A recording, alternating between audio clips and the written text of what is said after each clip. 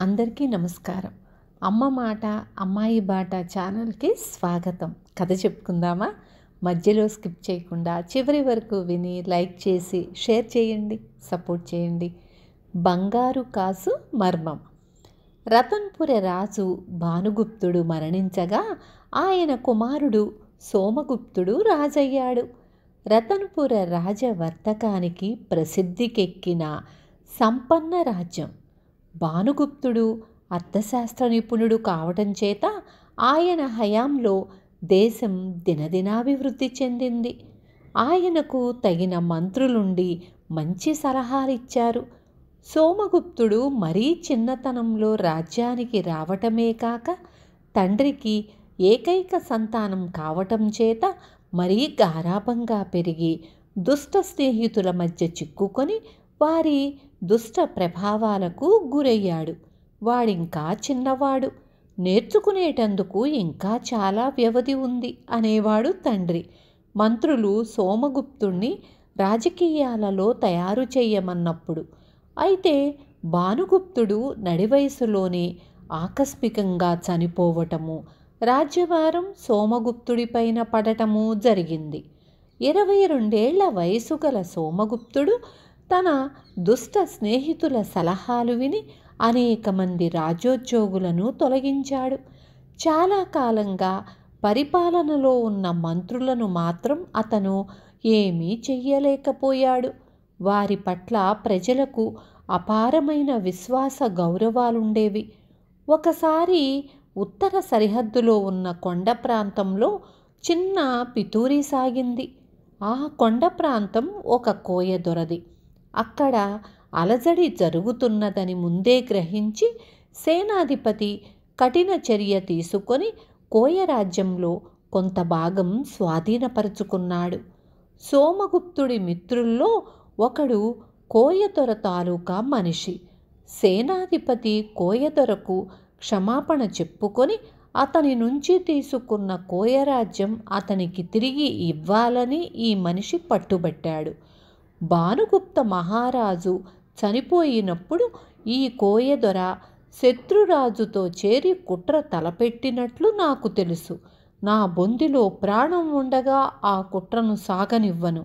నా దేశం కోసం నేను నా రక్తమంతా ధారపోయటానికైనా సిద్ధమే అన్నాడు సేనాధిపతి. ఇది నా ఆజ్ఞ అన్నాడు సోమగుప్తుడు.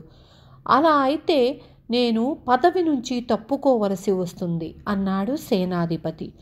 ఈ మాటతో సోమగుప్తుడి కాళ్ళు కొద్దిగా చల్లబడ్డాయి. ఎందుకంటే సేనాపతి పదవి విసర్జిస్తే సేనలో అరాచకం చెలరేగుతుంది. సైనికుల దృష్టిలో సేనాపతి దేవుడిలాంటివాడు. అందుచేత సోమగుప్తుడు తన మిత్రుడి కోరిక తీర్చక సేనాపతిని అతని ఇష్టప్రకారం చెయ్యనిచ్చాడు. రతన్పుర రాజ్యంలోని బంగారు సిక్కా నాణాలు మేలిమి బంగారుతో తయారు చేసేవారు. దేశంలో ఉన్న బంగారం దాదాపు యావత్తు బంగారు నాణాల రూపంలో చెలామణిలో ఉండేది. ఈ నాణాలకు పొరుగు దేశాలలో కూడా విలువ ఉండటం చేత ఈ దేశపు వర్తకానికి చాలా మేలు జరిగేది. అయితే సోమగుప్తుడి మిత్రుడొకడు, ఇంకా మీ తండ్రి తాతల నాణాలే చలామణి కావటం ఏమిటి? బంగారు నాణాలలో కొంత రాగి లాంటిది చేర్చినట్లయితే ఆదా చేసిన బంగారం నీ సొంత సొత్తుగా పడి ఉంటుంది అని సలహా ఇచ్చాడు. సోమగుప్తుడు ఈ సలహాను అనుసరించి టంకశాలలో కల్తీ బంగారు నాణాలు కొన్ని అచ్చుకొట్టించాడు. ఈ సంగతి త్వరలోనే సభికులకు తెలియవచ్చింది. నిండు సభలో ఆర్థిక మంత్రి ధనపతి రాజును సవాలు చేస్తూ, కనీసం నాతో సంప్రదించకుండా తమరు ఈ పని చేసి ఉండరాదు. మీ తండ్రి గారి హయాంలో ఇలా ఎన్నడూ జరగలేదు అన్నాడు. కాలం మారింది. ఇది మా తండ్రి గారి హయాం కాదు, నా హయాం. నేను మంచిదని తోచినది చేస్తాను అన్నాడు సోమగుప్తుడు. క్షమించండి, మీకు కానీ మీ స్నేహితులకు కానీ ద్రవ్యశాస్త్రం గురించి, డబ్బు చలామణి గురించి ఏం తెలుసు అని ధనపతి అడిగాడు. ముసలివాడా, డబ్బు గురించి నీకు మాత్రం ఏం తెలుసు? నాణేలలో బంగారం తరిగితే ఇంతలో ఏం కొంప మునిగింది? నాణెం మీద రాసి ఉన్న విలువే నాణెం విలువ అన్నాడు రాజు. తమరు పొరబడుతున్నారు మహారాజా. నాలాగా దీర్ఘకాలం ఆర్థిక రంగంలో ఉన్నవాడికి మేలిమి బంగారు నాణ్యానికి కల్తీ బంగారు నాణ్యానికి తేడా వాసన చూస్తే చాలు తెలుస్తుంది అన్నాడు ధనపతి. అతను అంతటితో వదలక కోపంతో రెచ్చిపోయి రాజును ఏమీ తెలియని మూఢుడని తిట్టేశాడు. ఆ మాట వినగానే సోమగుప్తుడి అనుచరులు వాణ్ణి పట్టి బంధించండి అని భటులకు కేకపెట్టారు. రాజును అవమానించినందుకు ధనపతిని కారాగృహంలో పెట్టారు. సోమగుప్తుడి ధోరణి ఎవరికీ నచ్చలేదు. కానీ ఆ మాట పైకి అనే ధైర్యం ఎవ్వరికీ లేకపోయింది. ధనపతి పొందిన శిక్ష గురించి అసంతృప్తి చెందిన వారిలో ఆస్థాన ఇంద్రజాలకుడు మాయాధరుడు కూడా ఉన్నాడు.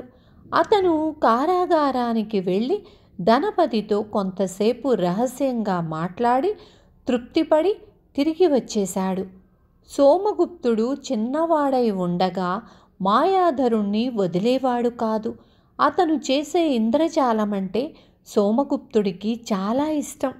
ఒకనాడు సోమగుప్తుడు తన మందిరంలో ఒంటరిగా విరామంగా ఉన్న సమయంలో మాయాధరుడు వెళ్ళి ధనపతి గురించి ప్రస్తావించి, మహారాజా, ఒకవేళ ధనపతి చెప్పినది నిజమేనేమో.